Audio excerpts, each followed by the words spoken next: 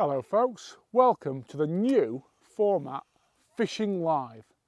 You join me today at Monkhall Fishery, not too far from Bridgnorth in Shropshire. And I want to bring you the first of a new monthly format that we're doing. And the idea behind this is we're going to build more tips into it that's relevant for all kinds of fishing. So whether you like your rivers, whether you're a match style angler like me, or whether you're a specimen angler or a carp angler, there's going to be something in this new format Fishing Live forecast for you. Plus, we've got a new competition that we're building into these shows as well. But you're going to have to wait until the end to find out a little bit more about that. Now, what I thought I'd do in my section of this new programme is basically give you a rundown on how I'd attack commercial fisheries at this time of year, because October, as we know, is a changeable month. It's when the seasons, or autumn should I say, is starting to move in. The clocks go backwards, we get an extra hour in bed, and those temperatures really start to drop. And that does affect the fishing. But the good news is, I actually think October is one of the best months of the year for catching fish. Catch it right, and you can have some absolutely cracking days as those fish feed up, ready for the cold weather of winter. What I'm doing today is an approach that I think works really well at most commercial fisheries through the winter. So I'm going to talk a little bit about how I've got this set up, why I'm doing it, and what exactly I'm doing. So this is just a 10-foot method feeder rod. It's a Daiwa tournament feeder rod, and I'm actually fishing a little method feeder. Now I'm just going to load this up and get it back in while we're talking, because I can't resist. It's a 20 gram feeder. I've got one of the Preston method moulds here, and I'm just pushing one of the Carpos at the moment inside it. But I have caught some fish today, and I will change in a moment to the neons, because they're a brilliant bait in autumn, especially on those colder days. I've got micro pellets that I've soaked in the Sensate fish accelerant this morning. I'm just loading them around the feeder. I'm going to cast back in. But the important thing, and what I want to really focus on in this video, is where I'm casting. Because autumn is a time when, more than anything, really, you need to be aware that the fish could be in any depths of water. As we get frosts at night, and often still some quite warm temperatures through the day, what happens is that water temperature fluctuates sometimes quite dramatically. So sometimes you can catch really well in shallow water in autumn in the edges, but more commonly the fish hang back a little bit. And being able to ring them changes and sometimes go up closer to cover and sometimes drop back down into deeper water lets you really maximise what you catch. And that's why the method feeder is so good, because without feeding too much bait, you can try casting tight to cover. If you don't get a bite, without changing anything about your setup, you can drop back down the slope and fish in slightly deeper water if you need to. One thing I didn't cover when I spoke about my hook, about my tackle should I say, was the hook and hook length that I'm using. Oh, that might be a bite there as well. No, it's just not the feeder back down the slope. But that shows the fish are up in shallow water, because that did pull that feeder back down. So we've got as I said, one of the 7mm Carpos on there, and that's still on, so we can get straight back in. A few micros. Put the Carpo in the middle of the feeder.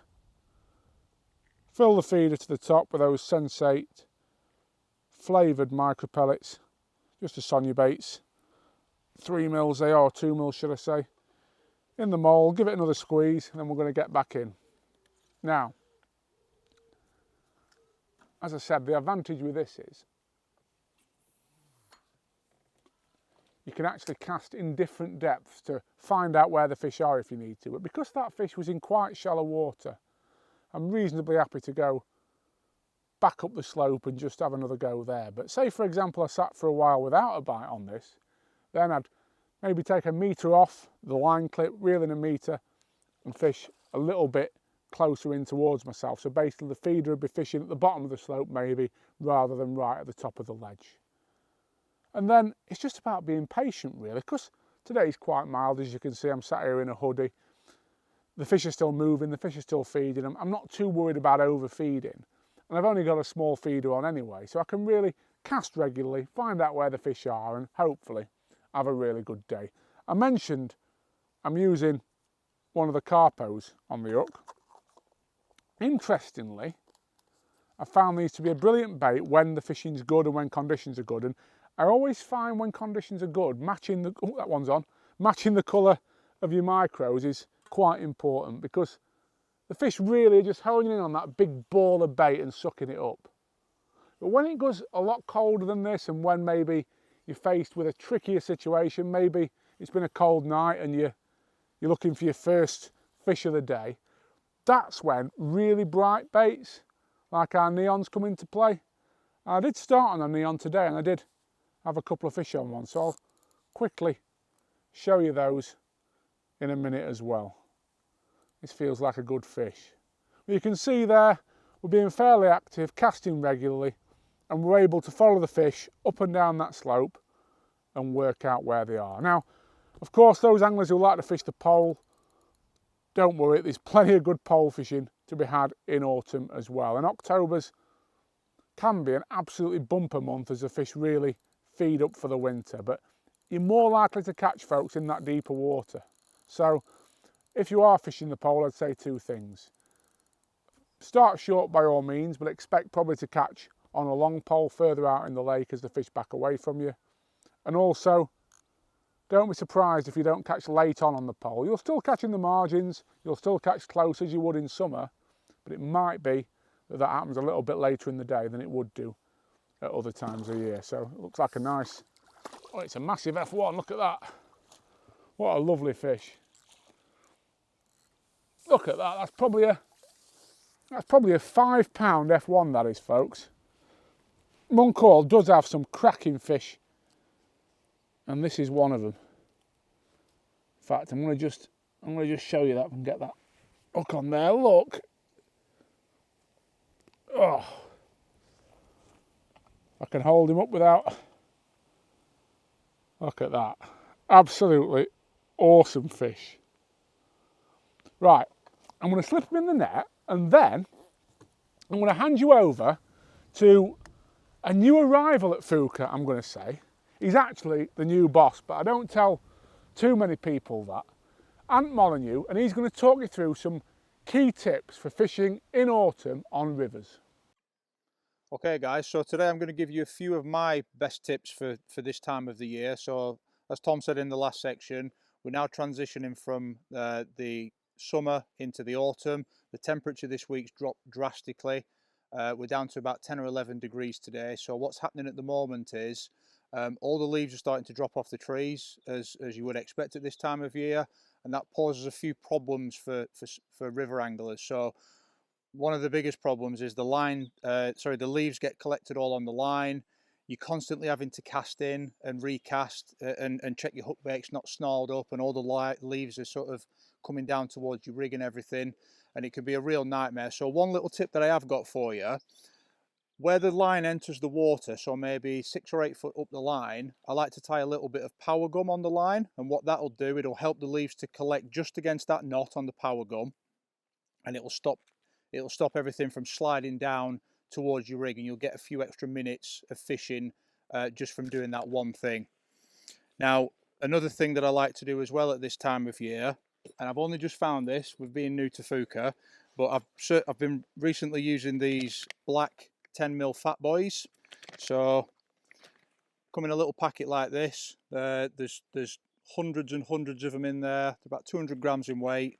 And what I do is I just tip them into my sort of EVA tub like so, and I can keep as many in there. It'll probably hold about 3 or 4 pints in there, and I'll just keep the lid closed. It'll keep them nice and soft. So for those of you who are unfamiliar with these, they're pellet shaped, very, very unique flavour profile, and they've got like a soft sort of consistency to them. Why are they good at this time of year for barbel, in my opinion? Well, 2 reasons really. They're nice and soft, so they're easy for the fish to digest. Once they get them in the mouth, they really like to keep hold of them. But more importantly, for this time of the year, generally speaking, this will be the type of rig that you'll be used to seeing fishing for barbel. So bog standard sort of hair rig setup. So what we've got on there, there's an 11mm Carpo on there, which is sort of a pre-drilled boilie pellet from Fjuka. I've had quite a lot of success on these just recently, and that would be sort of my go-to at the majority of times of year. But with all those leaves coming down the river, because that hook's exposed, there's a good chance that that hook's going to get caught up, the point's going to get blunted, the point's going to get snarled up, and it's going to impede you from catching fish. So what I've started doing recently, now the leaves are coming down, I'm taking one single 10mm black 2-in-1, and I'm now not using hair rigs until the leaves have gone. So we've got exactly the same setup as what I've just shown you there. So this is just a 10-pound nylon line. We've got a size 10 quorum power hook on there, and these are perfect for these hooks, because what I'm going to do now is I'm just going to hook it directly on. No need for a hair rig or any of that nonsense.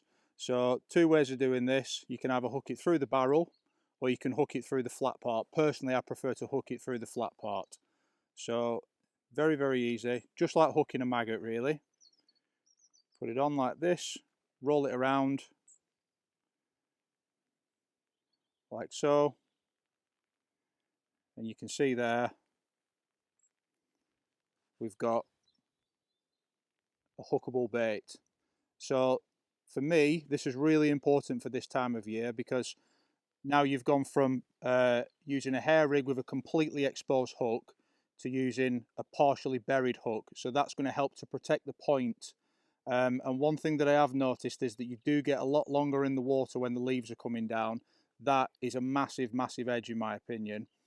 Another thing that I've noticed as well, because these baits are so soft, like I said a second ago, the fish really, really like to keep hold of that bait. And I've actually had to start carrying a pair of forceps with me since I've been using these, because the hook bait is so far down the fish's throat. It's incredible. Generally with a hair rig setup, they're perfectly hooked in the lip every time. Whereas with this, it's so far down the throat, I can barely get my fingers down there to sort of unhook it. So forceps are a must, because they really do like these.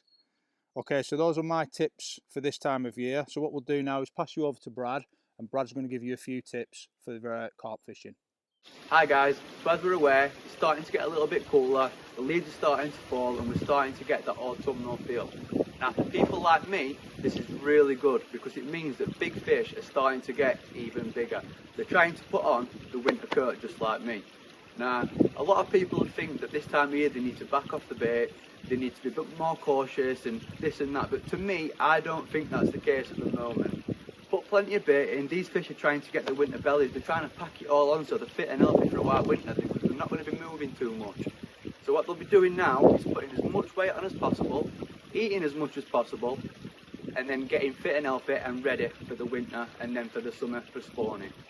So with that being said, I would still be putting quite a lot of bait in, but I would also be looking at your deeper areas on each lake or river or wherever it is you're fishing. I would be looking at the deeper water. I wouldn't neglect to put it that way, because as it gets cooler, the fish always enter the deeper water where it takes the longest time to get cold. Have a good time if you're out. Pellets, boilies, natural fishing, it's all going to be good. Have a good one. So there you have it folks, some top tips to hopefully put more fish on the bank for you this October.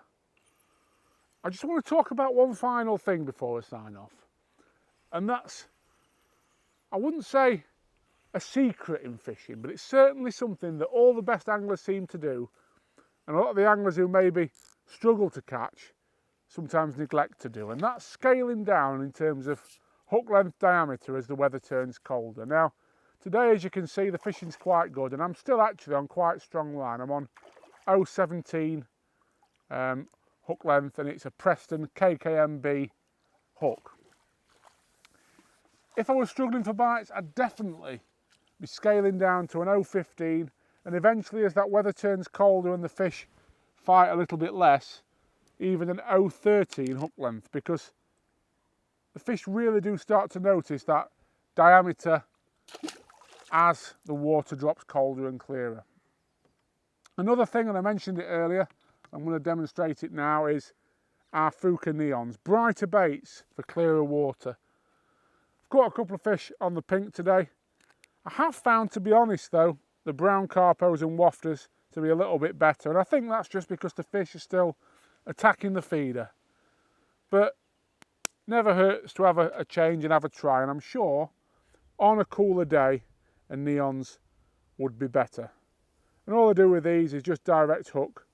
As you can see there, I've just slid that round onto the shank, and then it's just a case of doing exactly what we were doing before, loading the feeder up and getting it back in the lake. So we'll do that, and then I'm going to bring you some exciting news about a competition to win quite a few quid's worth of Fjuka bait that should hopefully see you catch plenty this October. So same again, it's got a small Preston method mould there, pink neons on this time.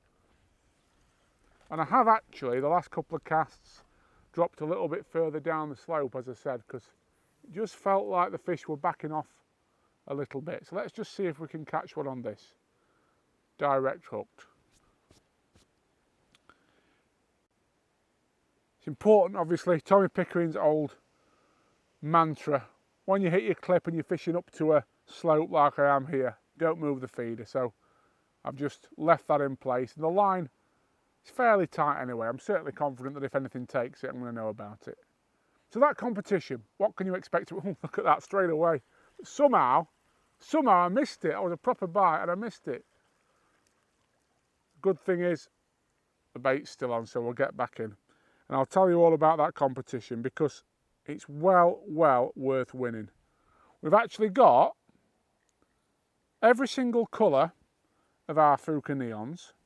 We've got a tub of our 7mm carpos, a tub of our 6mm wafters, and the black Fjuka fat boys that Ant mentioned in his barbel video as a hamper for you to win.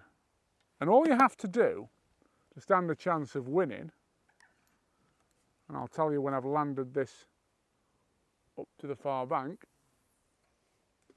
all you've got to do to stand a chance of winning is comment on this video with the type of bait that I used to catch the first fish that you saw in the video today. Obviously I've got neons on the hook at the moment, I've caught some fish on wafters today, I've caught some fish on carpos today. But have a look back and see what the first fish that you saw was caught on. Comment that in the comments below, and we'll announce the winner in next month's show, which will be out early in November. Don't forget, folks, to get your entries in for Catch of the Month, because we've got some top prizes for that. Wow, did you see? Have a fantastic October. Plenty of screaming reels and bent rods like this one, and I'll see you in the early part of next month. Tight lines until then.